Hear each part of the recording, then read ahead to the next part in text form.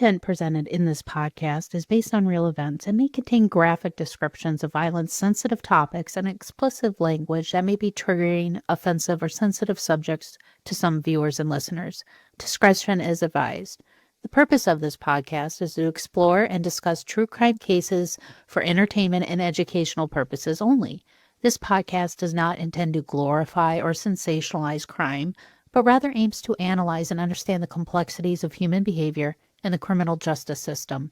We encourage listeners to approach this content with empathy, critical thinking, respect for the victims and their families. Imagine being a teenager in a small town where everyone knows your name, your family, your friends, and all your secrets. Now imagine that every ding on your phone brings a new message, cruel words, intimate details, even threats. It feels like someone is watching you, following you, even breathing down your neck. But for Lauryn Licari, those messages were constant. They didn't just target her. They spread like wildfire to her boyfriend, Owen, her closest friends, even her classmates. Rumors flew, suspicions deepened, and soon everyone at Beal City High School was looking over their shoulders. Who was behind it? A jealous friend, a bitter ex, a cousin out for revenge? No one could have predicted the truth because the person sending those messages wasn't a classmate. It wasn't some enemy lurking in the halls. It was someone far closer, someone Lauryn trusted completely. This is the story of betrayal, broken friendships, and cyberstalking case that tore apart a town and left scars that will linger. So with that being said, it's time to start the show. Let's hit it.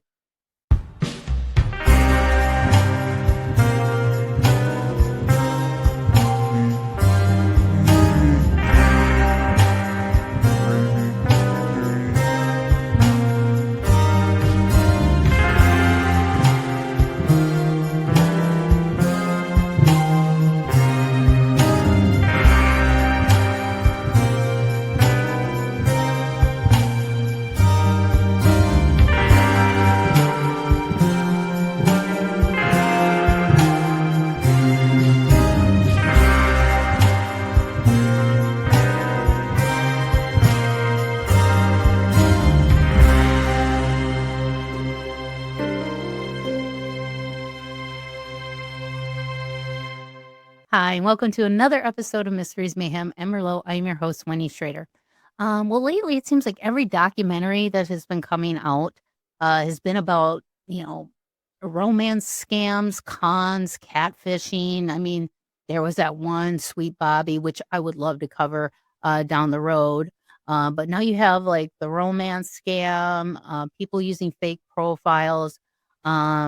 It's just really hard to navigate what's truth and what's not in this digital world that we live in. I mean, you can't trust what you see, what you hear, who you're talking to on the other side of the phone.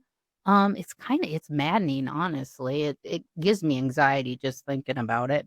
One of the documentaries that just came out stuck out to me because it's a little different. This wasn't a scam to try and steal money or catfishing a romantic relationship with somebody. But this one began in a very small town in Beal City, Michigan, and it involved high schoolers. And of course, we know how high schoolers can be when it comes to being catty, and how high school people can be cruel and mean to each other. But this started turning into something that was a little bit deeper and a little bit very stalkerish. So it just wasn't your typical everyday mean girl issue. Now we're going to discuss the new Netflix documentary, Unknown Number, the High School Catfish. So let's take a look. Now it all began quietly enough, just a few strange messages that popped up on 13-year-old Lauryn Licari's phone in 2020. At first, they seemed like it was kind of an anonymous prank teenagers sometimes pull on one another. The first one read, "Hi, Lauryn. Owen is breaking up with you." Now, Lauryn's boyfriend, Owen McKenney, denied sending it. All stemmed from Lauryn not wanting to go to Khloe's Halloween party that Owen was invited to. And Owen was going to bring Lauryn, but Lauryn wasn't a fan of Khloe because Khloe had kind of a mad crush on Owen. Now, just a handful of texts were sent over the next couple weeks, but they kind of eventually fizzled off. They just basically said, screw off, leave us alone. But just 11 months later in 2021, they came back, and they came back relentlessly. It started off again as some odd messages, and it just snowballed into dozens per day. Now, the harassment wasn't just constant, it was deeply personal. The sender seemed to know intimate details of Lauryn's life, what classes she had, when was she at home, when was she in town. Now, in the documentary, Lauryn recalled unnerving feeling of being monitored or watched. She said they knew my class schedule, when I was home, where I was. I couldn't go anywhere without wondering if they were watching me. Now, as weeks went by, the messages spread beyond Lauryn. Owen began receiving them too, mocking him, taunting him about his relationship, and threatening to expose secrets. Now, friends weren't safe either. Now, Khloe Wilson, Owen's friend who had a crush on him, she was another classmate, also found herself dragged into the harassment because her name was used in a manipulative way to fuel the jealousy and suspicion. Now, what made the situation even more terrifying was how it was so targeted. These texts, they weren't just random insults. They cut to the core of Lauryn's insecurities and private struggles. Now, at times, these messages encouraged Lauryn to hurt herself, telling her she wasn't worth living. She would later admit that she was reading them day after day, took a serious toll on her mental health. I mean, how could it not? Leading to sleepless nights, anxiety, and panic attacks. Okay, it's hard enough being a teenage girl.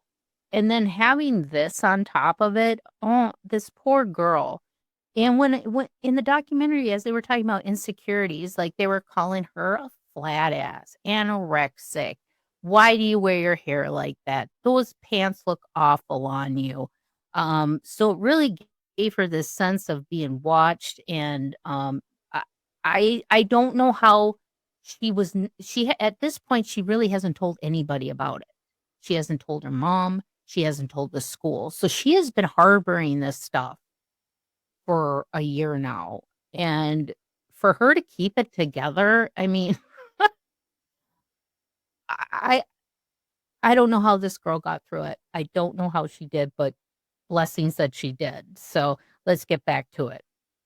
I started feeling like I couldn't breathe, Lauryn said. Every text made my chest tighten. I couldn't eat. I couldn't focus in school. I couldn't sleep. I was like being trapped in my own life. Now, director Sky Borgman explained in the interview that the messages weren't just bullying.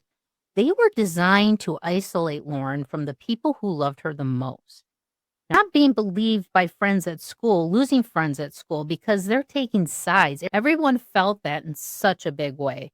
Now, the environment at Beal City High School quickly shifted from normal teenage life to an atmosphere of suspicion and fear. Students whispered about who might be behind the harassment. Some even accused Khloe directly, thinking she had a reason to go after Lauryn because she had a crush on Owen. Teachers and administrators were baffled. And all the while, the unknown sender kept pressing send day after day, tightening their grip. Her and Owen were very active in sports together. I mean, obviously, she played girls' sports. He plays boys. They were in line with that. They like to play basketball, baseball, softball, football, whatever. And one of the sports that she really enjoyed was basketball. Lauryn's mother, Kendra, she would sub in or volunteer to coach or help with scorekeeping. Eventually, she had to go to her mom because the person that was texting her was giving her information that was specific to her game, saying, you suck, you didn't score any points today. I scored this many points and stuff. And then her mom would do scorekeeping. So she even had her mom go and look to see who scored that many points that game.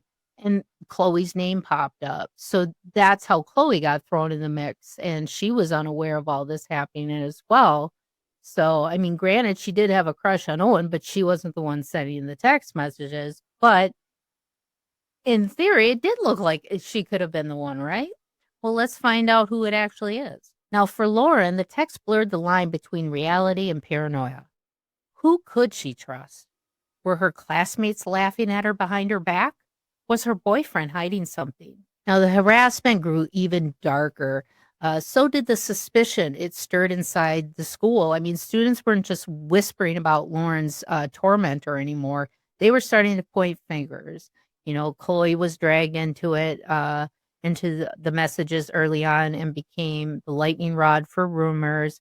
The anonymous text sometimes name dropped her in ways that made it seem like she was plotting against Lauryn. Now, it didn't help that Khloe already had a complicated history with some of her classmates. She did have some behavioral issues, getting into fights and having arguments and stuff with other classmates. But one student who entered the rumor mill was Owen's cousin, Adrianna. I guess she had her own tension with Khloe. Adrianna had been bullied by her before. See what I mean by the bad behavior? She was not very nice to other classmates. And that grudge created a fertile ground for speculation. People started whispering maybe Adrianna was the one behind the screen, making it look like it was Khloe taking revenge on Lauryn. It was like a sick domino effect, Khloe recalled. First, it was Lauryn, then Owen, then me, then Adrianna. Everyone was caught in it, and no one knew who to trust. But what made the harassment truly terrifying, wasn't that wasn't just accusations. It was like this stalking-like quality in the messages. The text came with chilling immediacy, like watching Lauryn in real time and then sending her a text. If she would leave the house, her phone would buzz. If she changed classes, a message would pop up referencing it. Like, it felt like someone was right there breathing down my neck all the time. They'd text me about what I was wearing, where I was sitting in class. I started wondering, are they outside? Are they in the same room with me? I can't imagine having that type of paranoia at 13 years old, and even at 14, if she's 14 by now, still. Oh my God. That would, oh, this girl is strong. I don't know how this girl did this without losing her mind. Now, the constant surveillance shattered her sense of safety. Lauryn couldn't go to school without scanning the hallways. She couldn't sit at a lunch table without wondering who was watching her. Even posting online or texting friends felt dangerous because every time she reached for her phone, the tormentor was already there waiting. Now, the paranoia seeped into the friendships and family ties, creating fractures that no one could escape. The pressure became so intense that Lauryn and Owen broke up, and the constant fear and suspicion straining their once close bond. It hurt so much, Lauryn admitted, not just because we were breaking up, but because I felt everything I trusted seemed to be slipping away.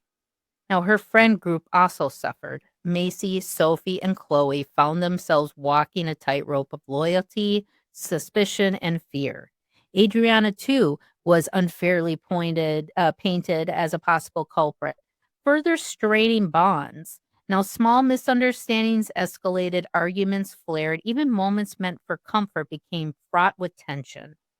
Yeah, it even got to the point where her own friends thought maybe it was Lauryn doing it to herself just to get Owen's attention and try to seek attention from others as well. Even my closest friends, Lauryn said, sometimes I couldn't tell if they were really on my side or if the messages had poisoned their view of me. That hurt more than anything else. Now, the harassment also began to affect Lauryn's school attendance and daily routine. She would avoid classes, skip social engagements, isolate herself from peers, fearing that any interaction could be monitored or twisted by the anonymous sender. Her grades slipped, her confidence eroded under the constant scrutiny. Now, the cruel irony remains. The stalker, who seemed to have eyes everywhere, wasn't lurking in the hallways at Beal City High School. Oh, no, no, no, no, no. But sitting in Lauryn's own home. The tormentor was her mother. Yes, it was her mother, typing out the terror from behind the screen. Now, the arrest of Kendra Licari shattered more than just her daughter's sense of safety. It upended everything for the community. Yeah, so when basically how they found out it was Kendra Licari was because, the FBI eventually had to get involved because some of these text messages were valid threats. So they had to get law enforcement involved. And when they finally connected these random, whoever was using a random number generator, they all tied back to Kendra's phone. And that didn't seem right, now did it? Well, she admitted to it. It was her. So the FBI and law enforcement took it to the other parents because they were literally like how the kids were pointing the fingers at each other, the parents were starting to do the same. My number? Yep. Does it have to do with Owen? Is there an infatuation there with Owen? Nothing like that. Okay, then just tell me what did he treat Lauryn dad? I mean, something serious to went out loud, right? Yeah, and it didn't start that way. I'm sure it didn't. I don't know. That's okay. Just start from the beginning. So they were dating, and then they broke up. So how did it really start? Like, why did it start after? Did it start during when they were still dating? It did. What he treating bad? But it didn't. The first ones didn't start like with me. Okay. I will say that those ones were like random or whatever. So somebody else started those. You don't know. But then I fed off of it. Jill, who is Owen's mother, was working real close with Kendra trying to figure out who this was. She could not believe it. No, she was helping me. How? No. Like, why would she do that to her own daughter? That doesn't make sense. And it doesn't. It does not make sense at all. So maybe let's kind of delve into that and kind of see what went wrong. I mean, what would cause a mother to do this to her own daughter? Now, the arrest of Kendra Licari shattered more than just her daughter's sense of safety. It upended an entire community. People in Beal City struggled to reconcile the woman they thought they knew, a coach, a mother, a trusted adult, with the predator she was and was revealed to be. Now, the truth devastated Lauryn's father as well. For months, he had trusted Kendra to help protect their daughter, never imagining she was the one causing the torment. He goes, I could not wrap my head around it. The woman I married, the mother of my kids, she was the one tearing our family apart. How do you process that? Maybe for the last 15, 20 years is a lie. I mean, what do you do with that information? I don't know. He described the betrayal as all-encompassing, the lies, the sneaking around, and the way Kendra manipulated everyone in the family. It wasn't just about the text, he said quietly. It was about the lies, the sneaking around, the way she played all of us. I thought we were fighting this together, but she was the one holding the knife. For Lauryn, learning her mother was the tormentor was just catastrophic. I mean, the unraveling of Kendra's double life revealing a disturbing pattern, pretending to work late or help out at school while she was actually crafting fake accounts, sending malicious messages, Lauryn recalled. She'd tell me she'd be working late, but then I'd realize she wasn't on the schedule. She was just gone, and now I know exactly what she was doing. Now, when the truth finally surfaced that Kendra Licari was the one sending the hundreds of anonymous threatening messages, the biggest question wasn't how she did it. Investigators already had that digital trail. The real mystery was why. Why would a mother deliberately torment her own daughter? Why would she let her suffer, isolate, and destroy her own friendships and her own self-esteem? Now, some psychologists believe the answer lies in a disturbing behavioral disorder, which you probably wouldn't even think of to apply to this, but Munchausen syndrome by proxy. Now, traditionally, Munchausen by proxy involves a caregiver or a mother who induces or fabricates illness in their child to gain sympathy, validation, control. But instead of making them sick, they make their child appear sick, securing attention as a worried parent while secretly orchestrating the suffering. Now, Kendra's actions didn't involve hospitals or fabricated medical charts, but the pattern was strikingly similar. She wasn't making Lauryn physically ill, but she was making her a victim, and she was abusing her emotionally. Now, by creating this crisis, she positioned herself to be seen as a protective, self-sacrificing mother.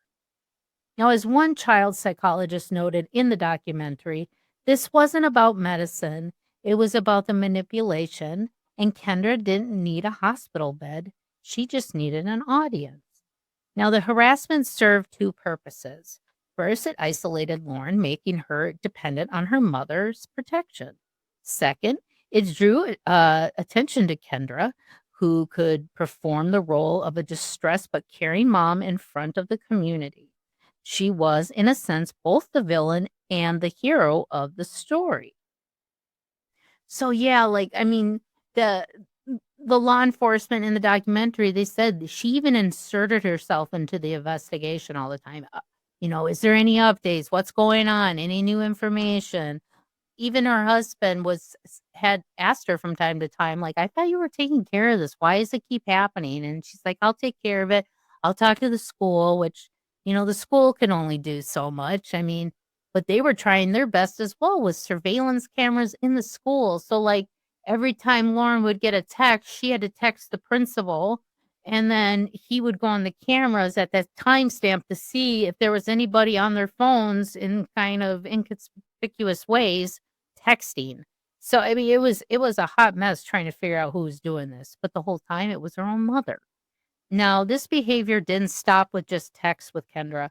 Kendra was known to weave lies into parts of her life as well, stories about her job, about stressors, about struggles that weren't rooted in reality. These were all little fictions carefully crafted to paint her as an overburdened and misunderstood. Now, an investigator interviewed in the documentary Unknown Number, the high school catfish, explained she created the fire, then showed up with the water hose. She wanted to be seen as the rescuer when all along she was the arsonist. Now, for Lauryn, this wasn't just betrayal. It was psychological abuse wrapped up in maternal concern. Imagine the dissonance, the person holding you while you are crying over anonymous text is the very same person typing them behind your back. A forensic psychiatrist commenting on the case put it bluntly. Munchausen by proxy is about control through suffering. The parent engineers the pain because the sympathy and attention it brings to them is intoxicating. Now, it was almost like she needed to be both the poison and the cure. She created the problem, then tried to make herself the solution. Now, Kendra's behavior fits the mold chillingly well. She manipulated not just her daughter, but the entire community, friends, teachers, law enforcement, into believing in the crisis she herself had invented. Now, in the end, Lauryn wasn't just the victim of cyberbullying. She was the victim of modern digital form of Munchausen by proxy. Instead of forged medical records, the instrument of abuse was a smartphone. Now, instead of hospital ward, the stage was social media and group text. But the pattern, the need for the sympathy, the cycle of harm and rescue remained painfully recognizable. The emotional fallout was profound. Lauryn had to cope not only with the relentless harassment, but also what fractured friendships, a broken relationship, and the unbearable knowledge of her mother's betrayal. I don't just have to heal from harassment, Lauryn said softly. I have to heal from betrayal. Owen admitted the ordeal left deep scars for him as well. Every text, every fight, every time Lauryn thought I was lying, it was all her mom pulling the strings. That messes with your head.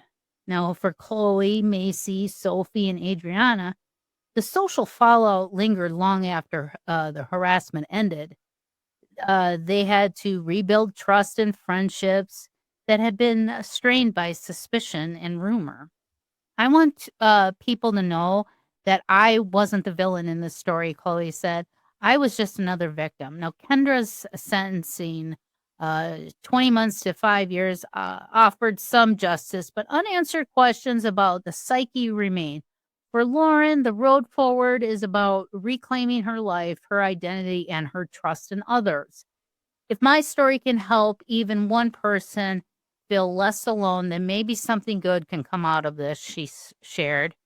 Even as Beal City works to heal, Lauryn's resilience stands as a testament that despite unimaginable betrayal, recovery is possible. You know, she obviously recognizes, even though it was betrayal, maybe she's recognizing that, you know, maybe her mom is mentally ill, you know, and right. I mean, this is no different than the Gypsy Rose case, other than, you know, Gypsy Rose was physically abused, whereas she was being emotionally abused. I mean, traumatizing. I mean, some of these texts that her mother was sending her, I mean, they were telling her to do self-harming events, saying you're worthless, that Owen doesn't love you, he loves me, and saying vulgar stuff too, very sexually explicit topics and words. And to know that her mother was doing it, it's so gross to think that to even type those words to a minor, and you're an adult woman. To me, that's really disgusting. I mean, it was pretty graphic. But obviously Kendra needs some good therapy and some psychological care, and I hope she gets it for where she's at. We see these kind of cases all the time of friends. I mean, I'm pretty sure if you all have kids, you've probably had kids come home, they're upset because somebody posted something on Snapchat or on Instagram or something, and people are making fun of this person. How do we protect our kids when we live in such a digital world?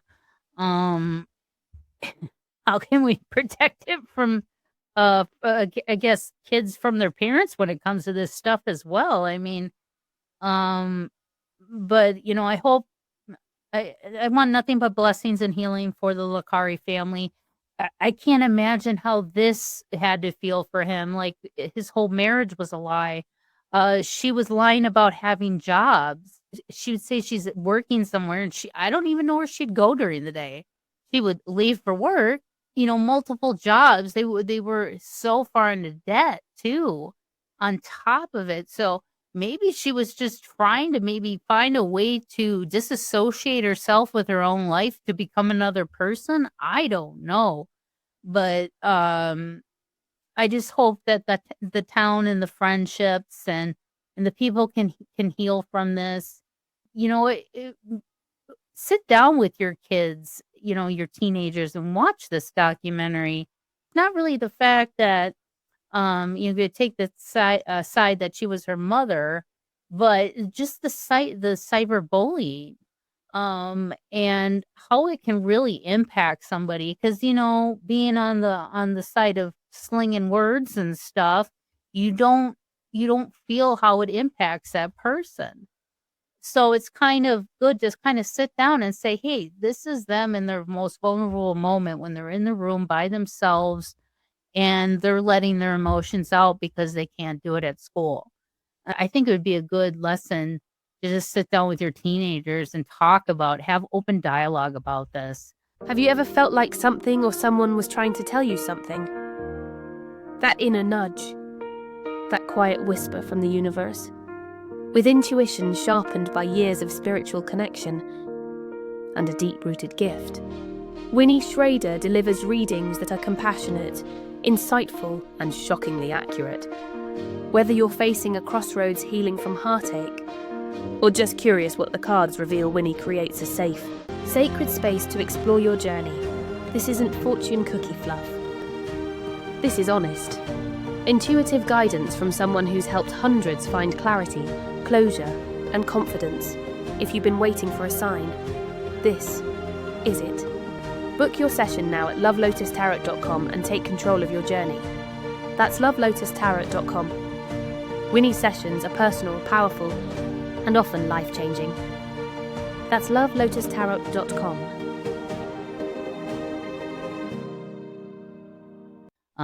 Obviously, with the latest news, we need to cut the negativity out and start moving forward on a positive foot. I am recording this on 9/11, 24th anniversary of 9/11, and I remember that day like it was yesterday. We could go over all the semantics and everything of 9/11, how horrible it was that day, but in light of we had the school shooting here in Minneapolis and then the events out in Utah and the school shooting out in Colorado just this week, the last couple weeks. I think we really need to take a hard look at ourselves and realize we're not getting anywhere the way we're going. But when I reflect back on 9/11, I don't like to reflect back on the towers when the Pentagon got hit and then we found out about Flight 93 in Shanksville, Pennsylvania. But what really stands out to me out of everything that came out of 9/11 was 9/12. And how no matter what religion, what race, what ethnicity, what creed, what education you had, we were all the same. It didn't matter what political party you were a part of, whether you were gay or straight, transgender, whatever. We were all 9/12ers. We were all 9/12ers who looked at each other and said, it's us against them. And we're talking about, the world, the terrorists, the people that are trying to get us Americans. And 24 years later, I don't think we've come very far. And 24 years later, an assassination takes place at a time where we're supposed to reflect on us united under one flag. And we're more divided than we've ever been, ever. Ever. I would just like you to remember, we take 9/11 to reflect and we remember those who were lost. And we remember those who sacrificed. And we remember those who helped the stranger with no questions asked.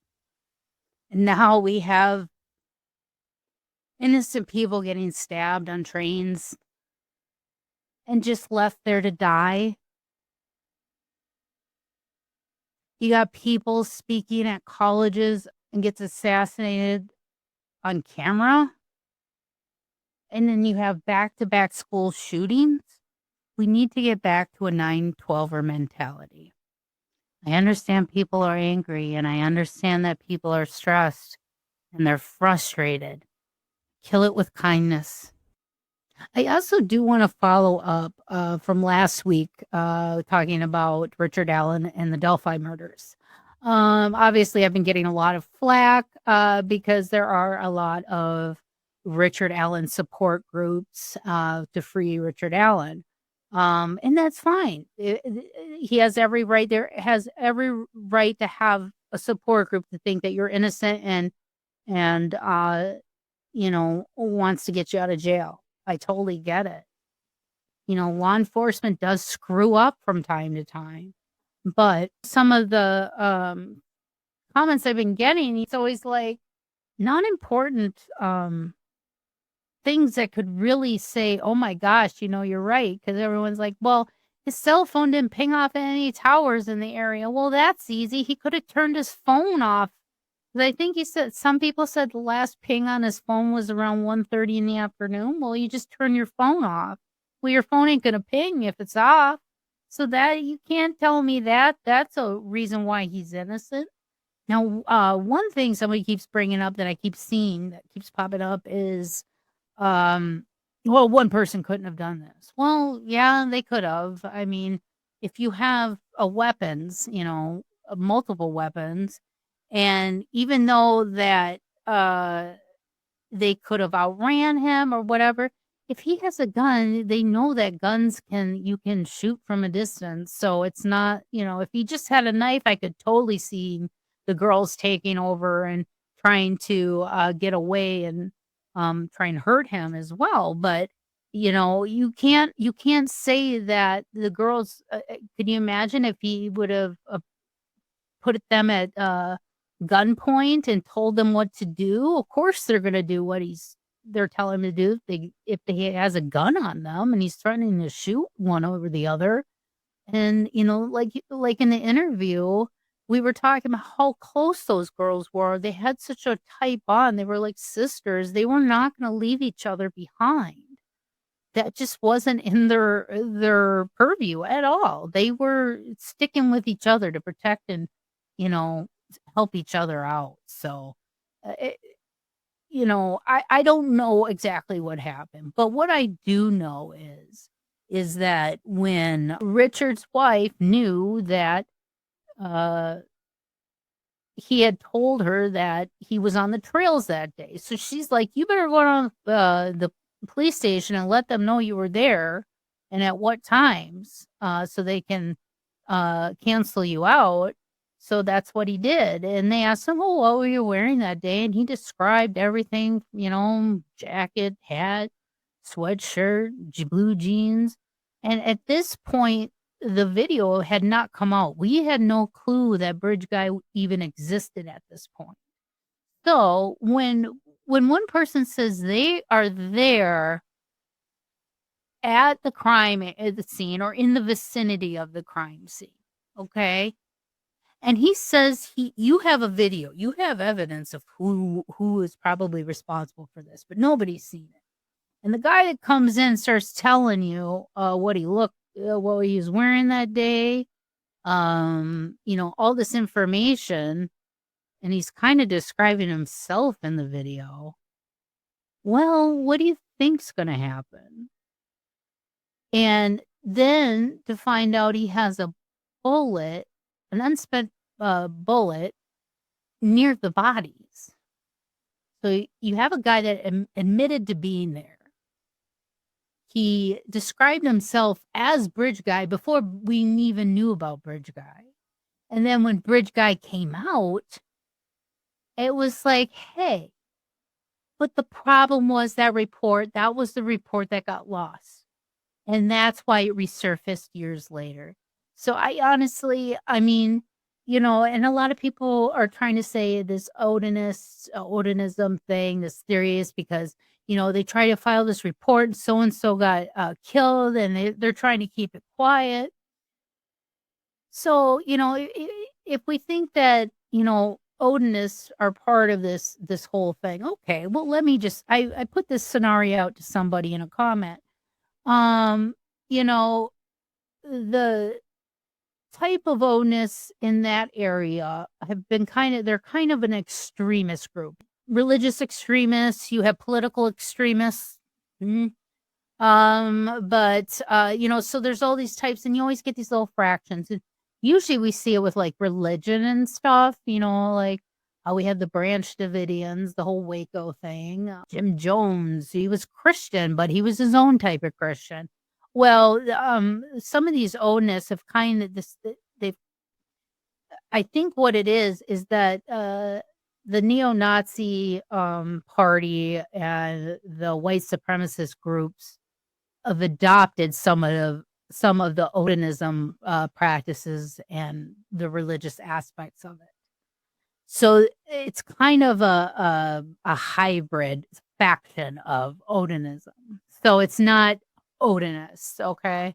So that I just want to clarify that. And that population the highest population is in the Indiana area because it's in the Indiana State Prisons. Okay, which that's where Richard Allen is. Now, one thing, if you look up the information on how would the neo-Nazi party recruit? How do white supremacists recruit? Well, they do like any other cult will do, and they will prey on the vulnerable and the weak-minded, people who are having issues in life, who have mental illness, like Richard says he's dealt with severe depression in the past. So he would be a prime target to try and recruit for their cause. Now, he could have been interested in this type of these pagan rituals and stuff. They are very interesting. I looked it up. I think it's cool. I like to look at runes and look up different cultures and histories of religion. It's just what I love. So maybe it was something that interested him, and maybe he could have gone and looked up a local group, and maybe he met with a group one day, maybe he wanted to get a part of a group, and maybe there was a price you had to pay to get in. Now, well, why would Onus do that? Well, no. These are run by gang members that are in prison systems. These are neo-Nazi gang prison, the prison systems. And then they have people, they try and recruit outside the walls. And now these factions are groups that have been known to severe violence. They'll blow up houses. Timothy McVeigh, for example, he would be a kind of one of those perfect examples of that disillusioned thinking. That's why he blew up the Oklahoma City federal building on April 19th. And it could have very well been of something like that, because I could have seen him, and the way things played out, telling the girls to go down the hill. Maybe he was telling them it was his job to get the girls down the hill, and there were a couple people there waiting for them. Who knows? But all I know is Richard Allen has ties to the crime scene. He places himself at the crime scene and the area. And he confessed 61 times. Now, I know everyone's like, well, his confession is nothing. They're medicating him. He's not well. I understand that too. But until there's absolute proof that somebody else was there and somebody else did it, then what else can we go by other than it was Richard Allen? So if you have valid information about the Delphi case, change my mind. I'm all for it. If you want to try and change my mind and help me figure out why Richard Allen is innocent, don't bring up the Owenism thing, because technically that's all in theory based off interpretations of what somebody described the murder scene, because at that time it wasn't public, the documents and the way you saw the murder scene. So everything's closed off.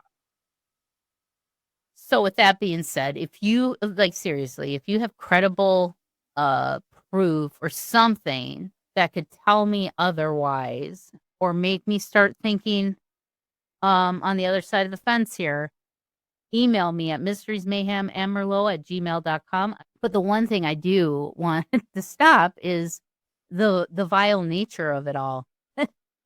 This week alone should tell you where that can get you. And that needs to stop. You can have a discussion and a disagreement with somebody in an intellectual and mature way. Honestly, when people start spitballing me names and yelling at me and stuff, that's just smoke to me, and I'm just going to poo-poo it away and not even respond to it. So if you have some credible information, hey, I'd be happy to take a look at it. And if you have any new information about the Delphi case that that none of the documentaries have touched on, that nothing was brought up in courts, maybe you feel like you got a good story behind this, but nobody's hearing you, email me as well. And also hit up my link tree. You can find me on all social media, Facebook, Instagram, X, YouTube, everything. And also you can find me doing my Love and Lotus Tarot. Yes, I know I do tarot readings, but yeah, you can subscribe to my channel at MMM Winnie Schrader. I got new episodes every Sunday. And then, of course, every Monday and Wednesday, you got the Paranormal 60 with Dave Schrader. Yep, you can find him right here on YouTube at the Paranormal 60. So yeah, check us out. But yeah, visit my website as well at mysteriesmayhemandmerlot.net. You can check out my merch there. I do have some kind of fun, true crimey themed stuff going. You know, I am still kind of working on some more stuff. But I have links there for interviews along with the books. I do need to update that. I have been kind of working on that, but life has gotten in the way this whole summer for the Schrader family. But, you know, hopefully now things are starting to slow down a little bit and get back to normal for us. So we appreciate you guys sticking in with us. You guys are a great support.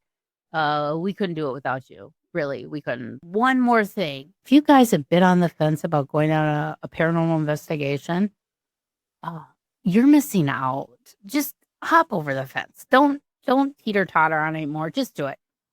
Join Dave and I for the Halloween Haunts and Hijinks event this October at the Palmer House Hotel in Sauk Center, Minnesota. We're having Dalen Spratt from Ghost Brothers, and now he has his own YouTube series, The Graveyard Shift, which I had him on talking about. That awesome guy. We have him along with Renee, who's a talented medium psychic who will be doing gallery readings. And then we have Dave Schrader himself, and we'll be doing live ghost hunts. We have presentations. I'll be there doing tarot readings all weekend. And we're going to have a Halloween costume party. So please come on out. We only have a few tickets left, but I will have a link today in today's show notes for that. It'll be the Halloween Haunts and Hijinks event. Tickets are going to sell out quick, and it's getting to that time of year. So if you have been on the fence and just say, hey, I just need to, go for it and just do it. Well, here's your chance. So go ahead, check it out. And I will see you guys all next week. Thank you for joining me for another episode of Mysteries, Mayhem, and Merlot. And until our next case, my armchair detectives, stay safe, stay vigilant, and stay aware. I'll see you right here next week on Mysteries, Mayhem, and Merlot.